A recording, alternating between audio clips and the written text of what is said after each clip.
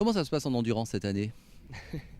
Ouais, ça se passe plutôt bien. On a un beau programme avec Peugeot. C'est vrai qu'on est arrivé 13 secondes trop court sur les 24 heures.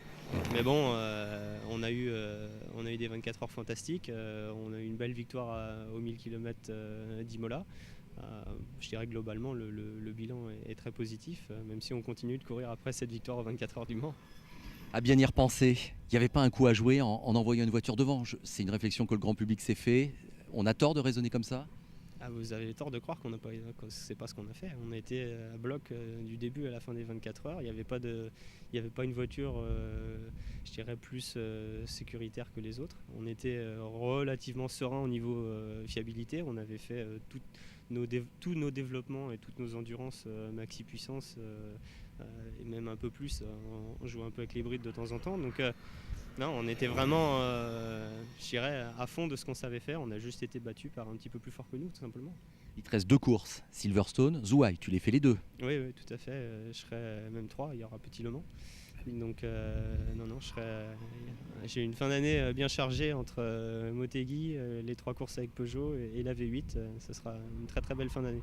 Comment est l'ambiance en interne chez Peugeot Sport?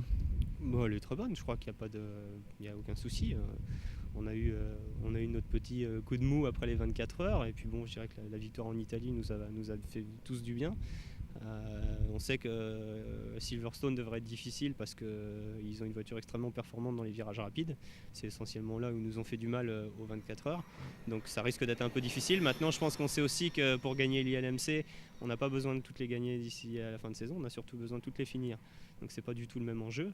Et à partir de là, on va essayer de ne pas paniquer, de prendre le week-end comme il vient. Si on peut gagner, on gagnera. Mais si on sent qu'il faut être un petit peu plus conservateur, on saura aussi le faire. Et l'année prochaine, le championnat du monde. Ça, c'est quelque chose que tu attends?